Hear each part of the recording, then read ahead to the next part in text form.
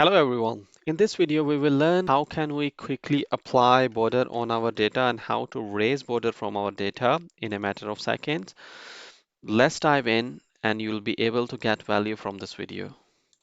So in this simple example, I have few columns, platform, quantity, price, and amount. If I want to apply all the border within those rows from the 13 to 18, so I will select all those cells and then I will go to border option. It's within the home tab within the font section. I'll go to the border option and it's showing the all borders option. If I click this one, it will apply all the borders around the selected cells.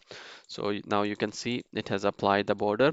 So what I don't like to have a border around this access cell.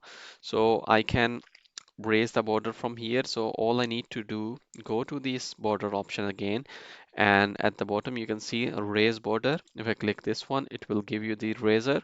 So you can raise the border from the cell where you don't want this one. So now I don't want the border around this cell, so I can raise the border and just press escape. So now you can see the border has been raised from here.